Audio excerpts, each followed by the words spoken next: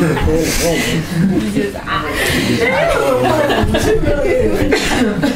is blonde. You. All right. What else? What you got?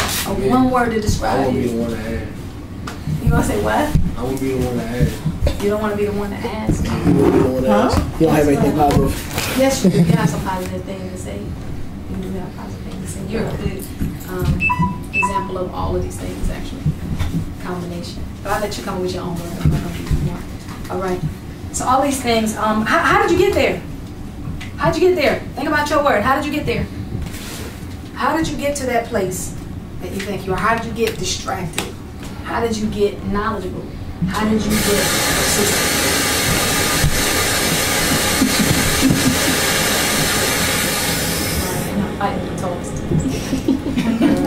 So tell me, how did you get there? I mean, what did you do? All of us in here are growing. I'm getting to this word because this has to do with growth. All of us are growing. None of us is perfect. None of us is getting to that place. Like you said, we've been in failure.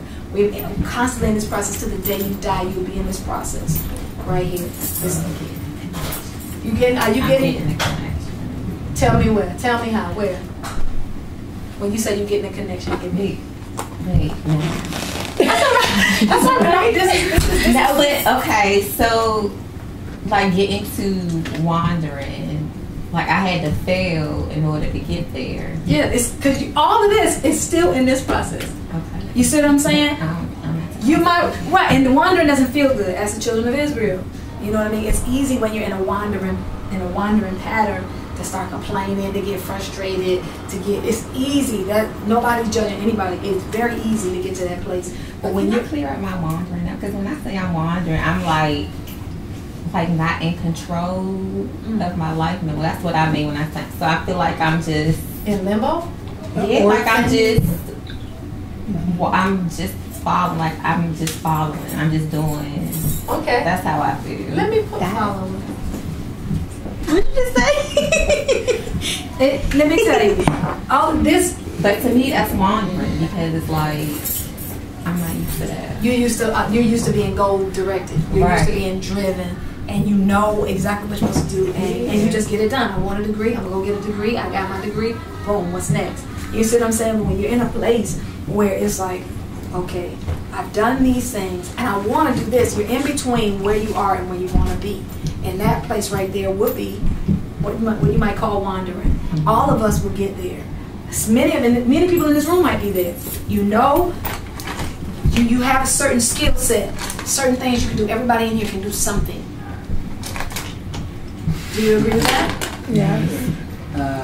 You can. This one, home improvement king. Oh. He's going to be on this roof at 11 o'clock at night when we're at home in the bed. Mm-hmm. Home improvement. We got drums. We have accountants. We have artists. We have you can do things in here. But you all know that this is not where you're ending up. There is another place that you're trying to go. I actually was driving. I was riding in the car the other day, and I said, you know what? I want to do something else. Now I have all these wonderful dreams and all these great things. You know what? I want to stay home. I'm tired of working. I want to stay home. But if I don't get that paycheck, home is gonna be outside. And all people gonna be on the street with me, living out this van we just bought, and then they gonna come get that. You see what I'm saying? So this is real. So you have these aspirations and these ambitions. You are right here, and you want to go here. And this place right here can be very, very foggy. It can be very vague. Mm-hmm. Isn't wandering more like an aimless thing? You're talking about more like transition. It's like I'm at point A, I want to get to point B, and I'm walking this path. Wandering is like, I don't know where I am. I'm just going to kind of walk around until I figure it out. It could be. But you changed the word, check the board. Right. Whenever I think of the word wandering, that is definitely a definition of it. So I'm not debating at all. That's exactly what it is. The Bible talks about how a curse that comes is almost, the cause that comes is like a bird that wanders from her nest. It just goes aimlessly. Most birds are looking for something though, even when they wander. True. You know what I'm saying? They're not just flying to be flying. They're either looking for food or looking for something to build a home. But you could consider that wander for humans. It's just like, I'm just kind of on the street. Wandering, when I think of the children of Israel, could also mean for me, there's a course that I'm taking. They call that wandering in the desert. They were going around the same mountain, and they knew it was the same mountain. it was a 2-week walk. You sit there wandering 40 years, 13 days, for real. And they knew they weren't going anywhere but around this mountain. But they called it wandering. You see? Because there are a lot of unanswered things while you're walking. A lot of unanswered questions. Anybody here got unanswered questions? Some questions that you want answered, some things that you would like to really just use that direction. Yeah. So that could be considered wandering. That's not a bad thing. What I submit to you today, this word right here looks like a big bad word. We all know it's a good word. We all know that. But this word right here has been heavy on me because of the nearness of God and how Jesus is really coming. I can't even begin. I won't even begin to tell you how close we are to the coming of Christ just based on the media alone. And media always puts a spin on things. But just based on what I'm seeing, we are closer than ever to the return of Jesus Christ. And then there's something that we want to do for Christ before he comes, right? Many of you want to be married before he comes. You want to have children. You want to have money. Somebody want to have something in the bank, before Jesus comes. Want to have something, So there are things, Jesus is coming, but there's some things you want to happen. There's going to be a process. There's a process right here, and we're going to talk about this. While you're growing and while you're moving towards being ready for the return of Christ and doing his purpose, this is the word. It's consecration. When I say consecration, give me the first word that comes to your mind. You see, tonight you're thinking. You got to do most of the thinking and talking tonight. Consecration. What's consecrate? Huh? The first word that comes to my mind is concentrate. Okay. Yeah. Concentrate. Concentrate. Two different words, but I can connect them. I definitely could. It definitely means you have to concentrate on your walk with Christ. So it's not totally unreal. Somebody might try to laugh at that. You don't realize how close, how really dead on you are. What else? When you think of the word consecration, what are you thinking about? Consecrate. Completion. Completion? Okay. Why do you say that? Because it starts with a C and ends with T-I-O-N? I ain't no fool. I know what's going on here. But completion, completion of what? Let's connect the dots. Creative people can connect the dots. He says when he sees consecration, he's thinking completion. What's being completed? What's being done? Huh? An objective. And what objective? Objective for what? Life for God. Okay, a life for God. Okay? I'm complete. You know what? I'm done with sin. On purpose. It's for a period of time. Do you see what I'm saying? I know what you mean. You know what I mean? I'm done. You know what? We sing the song, Goodbye World. We always sing it, everybody. Well, do you really mean that? Because a completion of, when you think consecration, that means, you know what? I'm sick of the foolishness. I'm done with the foolishness. That phase of my life is completed. Now, are you still going to make mistakes? Yes. Are you still going to make bad decisions from time to time? Yes. You just don't do them on purpose. I'm not going to go and get high on purpose. I'm not going to go get high. How do you accidentally do that? You do. Contact. You believe in that? You say peer pressure. It's real. It's real. It's real. Consecration. Give me another word. I got things in there. Humble. Humble. Let me start writing some of this. She said humble. She said concentration. Completion. He said completion. I'm gonna connect all this stuff up. What else? Let's talk about it. You also mentioned letting go. Letting go. I don't remember that. Being done. That's what completion, right? Completion meaning letting go of what? The world. This world is delicious, isn't it? This world is delicious. This world is delicious. But I say that, what do I mean by that? It's not nutritious. I'm gonna put it on the t-shirt. I'm gonna put that on the t-shirt. It's delicious, but it's not. I'm gonna preach it. I'm gonna preach it first, because I'm gonna preach that. That's the gospel truth. That's the gospel truth. This world is absolutely positive, delicious. What am I talking about? I'm talking about Chipotle. What am I talking about? You're like, when you eat goodness, well, you don't need it, but it's so good. And it serves a purpose because it you know, it's giving you energy. It's temporary, make you feel good temporarily. Then later on, I'm gonna be at home like you need to be in there working out. with the beans working on you. You see what I'm saying? This is real. This is the reality of it. This world is absolutely delicious. Let's go ahead and admit it. There are some things in this world that you almost wish you could do and be saved at the same time. Yeah. Let's just admit it. There are some things you wish you could do and then still be saved. Would he still pass a 1 day? Or something. Be like A 1 day pass. Like a cheat day. 24 hours. Give me 24 hours and 48. I'll come back. There are some things in this world. It is designed. Everything around you is designed to contaminate you. It is designed to contaminate you. It's so good.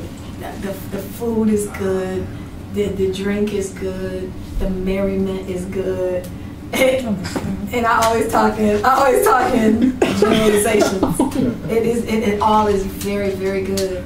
However, it is not nutritious. I'm trying to keep it together because Lonnie's on here burning me up. It's not nutritious. And that means it will kill you. This is the process to keep you alive. It's your suit. It is your hazmat suit, if you will. Consecration. Tell me what you know about it. Do you know what consecration is? Being set apart. It is being set apart. In the middle of this root word right here, what does it sound like? Sanctification. Secretion. Sacral. Secretion. Wow. Section. I don't even know why you asked that. Secretion. Go past it. I could connect it, but I'm not going to connect it. Like, I could connect it. But being alone Yeah. to self. look, listen to this. It's Sectional. set apart. Sectioned off. Segregated. Separated. Because when you fail, you want to go to somewhere that's going to heal your wounds, don't you? When we fail, you want to find somebody, when you fall on your face and make a fool of yourself, you always want somebody to tell you, oh, it's okay. Or you want to meditate or whatever. Separated, set apart. This, and not just set apart, separated. These are the words. For use. For use. It's not just being set apart. And that's it. It's set apart for a purpose. There's a reason you can't blend in. Because God wants to use you. There's a reason that you have to learn something in this failure process because God wants to use you. That's why I asked, did you learn anything from the consecration? Did you learn anything from the failure? Because God uses it now to teach you something that you didn't know before. In the Bible, here I am, I'm going to be in Leviticus. Leviticus is probably one of the most, it is one of the most challenging books for me to read. Leviticus is not. It's just chock full of rule after rule after rule after rule after rule. It's the law. And I didn't realize how much good stuff was in it because I would read and be like, oh, okay, how many more pages I got? I used to be like literally counting how many more pages I have, how many more pages. And I realized that there's something to it that I want you to get. Let's start here. This is the stuff, and you gotta fight tonight because this is the stuff that the devil doesn't want you to know.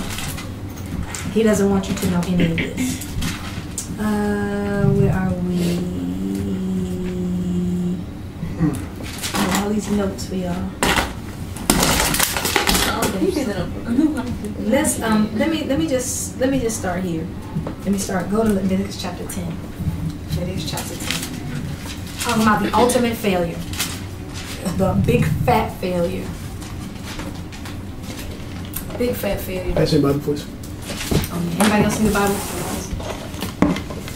This is one of the most devastating failures I have seen in a long time. From people who should have known better. I'll read it. Here it is. Actually, somebody else read it. Just start reading. Start at verse 1. And Nadab and Abihu. I said Abihu.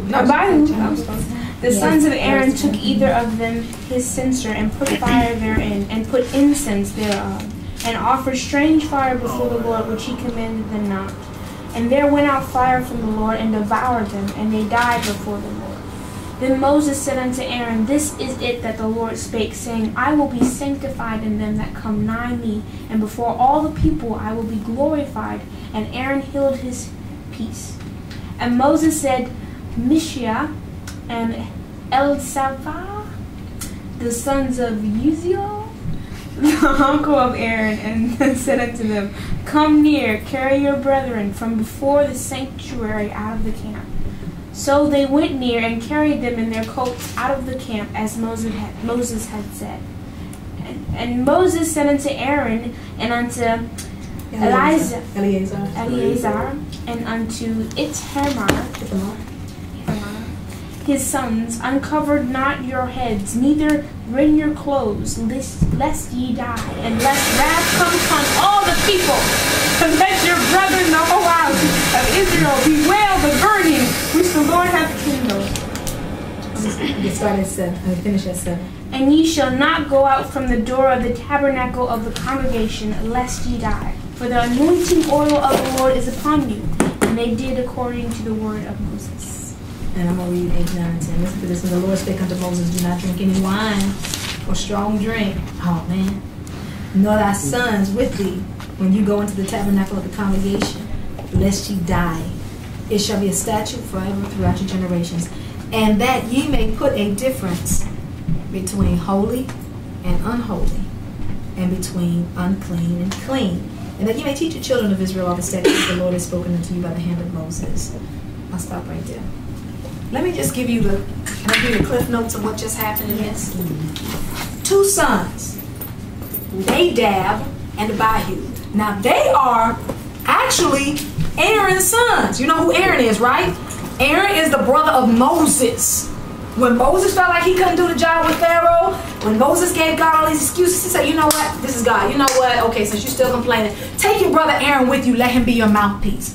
Aaron was the one, fast forward, Aaron was the one who was pressured into making the golden calf. Remember? So he knew better. But the people got in his ear, his peer pressure, and said, why don't you make us a God? This Moses, we don't know what happened. He up here in this mountain. He ain't been back in 40 days. We need somebody to worship. We need this. So he built this. They took off the earrings. They having orgies. They having parties. They hanging out. Now these are God's special people. His separate people that he took out of Egypt. Right? Well, now they're partying. Woo, woo, woo, woo. They're partying. Moses come down. He's kirking out. Who's on the Lord's side? He takes the tablets of the 10 Commandments that he just got and smashes them. He's so upset. He's furious at their behavior. God just showed you all these miracles, all these plagues, brought you through the Red Sea, and this is how you repay him? He's upset. This is, the Bible records him as being the meekest man, but he was furious, right? So he takes this calf, he beats this calf down. This is Moses, turning out. He's smashing this calf up, smashing it up. He grinds it down into powder, puts it in the water, puts a straw in it, and make the people drink. It's gangster. And they did it. He just lost it, right? So, okay, we're gonna do better. Fast forward. Here's Aaron and his family has been chosen as the separated group. Because when Moses said, who's on the Lord's side? Only one tribe came out of the orgy and out of the party. They were like, yo, we probably need to go with Moses. Because he is... Yeah, let's go on Moses' side. Who's on the Lord's side? One tribe came, the tribe of Levi. The tribe of Levi came. So they all came, those are all Aaron's people. They all came over and they still were him. Moses was so mad, he said, now take your swords out. Go slash, kill everybody out there who's still doing what they're doing. 3,000 people died that night from that foolishness. So the tribe of Levi was consecrated since they were willing to step apart and not be a part of the crowd and be on the Lord's side. God says, you're going to be my special tribe and you're going to be the ones that serve in the tabernacle, serve in the temple. You're going to be the ones. Fast forward. Aaron, after all this has been done, Aaron has 4 sons. The day before this chapter, they were being consecrated. God was showing them how to do it. He was putting oil on them, putting blood on their right ear, on their right thumb, and on their right toe, because he wanted them to hear from God. He wanted them to do the work of the Lord, and he wanted them to walk the ways of God. Right? He wanted them to do all this, and they got on the garments. They looked the part. They in church. They all good. Everybody's happy. They are ambitious. just got consecrated, just got separated. And what happens is, while the people, at the end of verse 9, while all the people are seeing the glory of the Lord and they are falling down worshiping, Nadab and Abihu figure, we've been consecrated, let's go do some things in the tabernacle. They get up when they should be worshiping, when they should be on their face. They get up. They go and snatch one of the censers. You ever seen a Catholic church where they put the stuff in and they swinging it and you see the smoke coming out of it and everything? They go snatch one of those, and what the Bible records, look what it says. Here it is in verse 1.